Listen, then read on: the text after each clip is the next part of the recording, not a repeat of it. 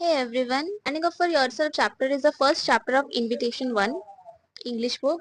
तो ये स्टोरी जो है वो बारे में लिखते हैं कि कैसे उनके फादर और मदर का डाइवोर्स हो गया था। उनके पापा ने नई शादी कर ली थी, उनके दो बच्चे थे, वो अभी कजाकिस्तान में रहते थे और कभी कभी उनको लेटर लिखा करते थे।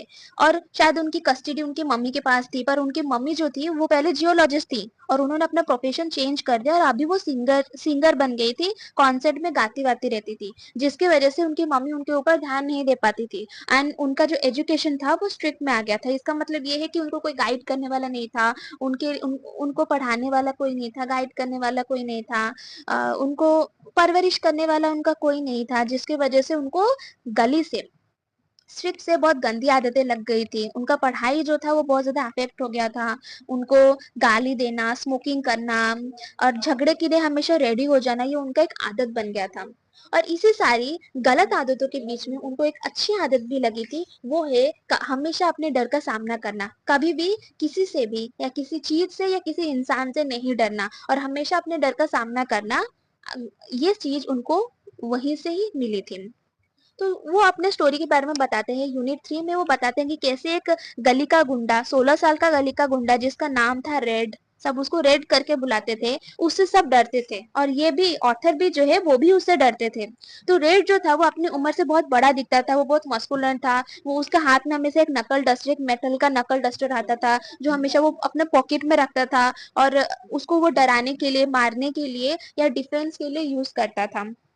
कैसे जो रेड था, रेड से सब डरते थे। वो गली का गुंडा था, उसके 2-3 चेले थे। वो कभी भी रास्ते में चलता, पूरा गुंडे जैसा चलता, किसी कभी भी किसी को भी रोक लेता और सिर्फ एक ही शब्द बोलता, मनी। और उसके चेले जो थे वो उसके उनके पॉकेट से पूरा पैसे खींच लेते थे। जो कोई लोग मना करते थे पैसे देना, उनको वो बहुत मारते थे। एंड रेड भी, एंड ऑथर जो थे वो रेड से बहुत ज्यादा डरते थे। And as I know, author चाहते थे कि वो अपने ये डर का सामना करे। He wanted to conquer his fear of red.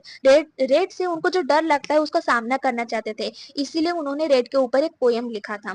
ये इनका जर्नलिज्म का सबसे पहला कदम था। और ये जो पोयम था वो देखते ही देखते दूसरे दिन ही पूरा होल स्ट्रीट में सबने इसको बाय हार्ट कर लिया था। सबको इसके बारे में पता चल गया था, सब बहुत ज्यादा एक्साइटेड थे ये पोयम को लेकर, क्योंकि रेड गली का गुंडा था, इससे सब उसे हेट करते थे। एंड गली में कोई भी रेड को पसंद नहीं करता था और सब उससे बहुत ज्यादा हेट करते थे, और इसीलिए वो जो पोयम को सबने पूरा बाय हार्ट कर लिया था। एक वन मॉर्निंग जब वो स्कूल में थे, स्कूल स्कूल जा रहे थे, रास्ते में थे, तब रेड और उसके चेले आ जाते हैं, उनको रोक लेते हैं, क्योंकि शायद रेड को पता चल गया था कि ऑथर यही ऑथर है जिसने उनके ऊपर एक पोयम लिखा है। और वो रेड को, और जो रेड है वो नकल डस्टर से बहुत जोर से उसके मुंडी पर पंच करते हैं, उसको बहुत जोर से मारते हैं, जिसकी वजह से वो उसी वहीं रास्ते में अनकॉन्शियस गिर जाते हैं। उनके मुंडी से बहुत ज्यादा खून निकलने लग जाता है। बहुत दिनों तक वो बेड रेस्ट में थे। उनका मुंडी पे पूरा बैंडेज लगा हुआ था। ये उनका फर्स्ट रेमुनरेशन था as a poet. As a poet के रूप में इनका पहला रेमुनरेशन या पहला इनाम या पहला सैलरी था जो उनको मिला था। उसके बाद वो थोड़े दिनों के बाद जब वो थोड़ा रिकवर कर जाते हैं, उनके हेड पे अभी भी बैंडेज लगा होता है, वो रेड को देखते हैं और वो डर के मारे अपने कमरे में, अपने घर के अंदर फिर से चले जाते हैं। घर घर के अंदर जाने के बाद वो अपने पिल्लो को बहुत बाइट करते हैं, बहुत जोर से अपने मारते हैं। एंड उस समय वो अपने ऊपर बहुत ज्यादा अशेम फील करते हैं कि मैं कितना कावर्ड हूँ, मैं कितना डरपोक हूँ। एंड उसी समय वो डिसाइड करते हैं कि चाहे कुछ भी हो जाए, मैं ये डर का सामना जरूर करूंगा।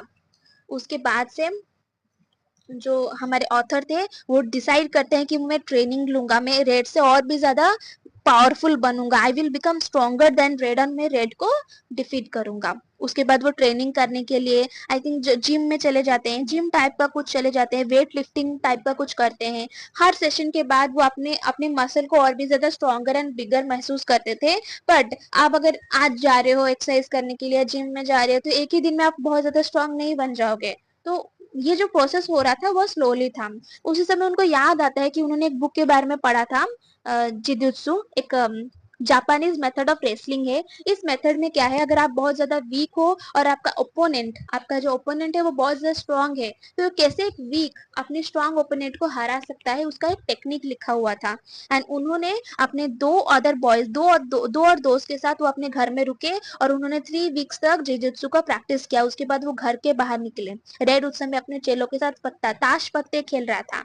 वो जाता है, एक जोर से किक करता है एंड वो सारा जो कार्ड्स है वो छितर बितर हो जाता है। रेड उस समय बहुत ज्यादा सरप्राइज था कि जैसे ही वो देखता है कि अरे ये लड़का वही है जिसको मैंने पहले मारा था। वो रेड जो बहुत ज्यादा सरप्राइज हो जाता है कि इतना मार खाने के बाद ये फिर से आ गया। एंड रेड बोलता है लगता है कि तुझे इतना काफी नहीं था। जैसे ही रेड अपने पॉकेट से नकल डस्टर निकालने वाला था, आई थिंक ये बहुत ज्यादा उसको होते हैं, वो एक क्विक सा एक मूवमेंट करते हैं और रेड जो है वो चिल्लाकर जमीन पर गिर जाता है, चिल्लाने लग जाता है, जमीन पर गिरने लगता है। जब रेड अपना मुंडी ऐसे उठाता है और फिर से ऑथर को देखता है, वो बहुत ज्यादा गुस्से में आ जाता है, क्योंकि ऑब्वियसली किसी का हिम्मत कैसे हुआ रेड को मारने का, मुझे मारने का हिम्मत कैसे हुआ। वो जैसे ही ऐसे उठता है और जैसे ही नकल डस्टर लाता है, ऑथर जो होते हैं उसका हाथ ऐसे कलाइया पकड़ लेते हैं, उसको बहुत ज्यादा माने स्क्वीज कर लेते हैं, कलाइया ऐसे मोड़ देते हैं, तब तक मरोड़ते हैं जब तक नकल डस्टर उसके हाथ से नीचे ना गिर जाए। और उसके बाद रेड जो होता है वो अपना हाथ पकड़ के रोने लग जाता है, उसके आंखों से आंसू निकलने लग जाते हैं। एंड उसी दिन के बाद से रेड का जो दबदबा था पूरे स्ट्रीट में, उसका जो राज चल रहा था वो राज उसका खत्म हो जाता है।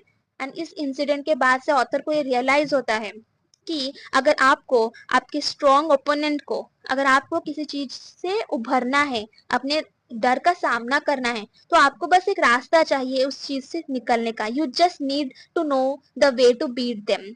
हर इंसान के लिए एक स्पेशल जिजुत्सु होता है। यहाँ पर जिजुत्सु द रेसलिंग मेथड नहीं, यहाँ पर जिजुत्सु से उनका मतलब था कि हर इंसान के लिए अपने डर का सामना करने के लिए एक मेथड है, एक वे है। आपको बस वो मेथड को, वो वे को खोजना है। एंड इसी इंसिडेंट से वो ये भी जानते हैं कि एज अ पोएट, अगर वो कुछ पोयम लिख रहे हैं तो उनको उनके उस पोयम के लिए, अपने काम के लिए स्टैंड लेना भी आना चाहिए।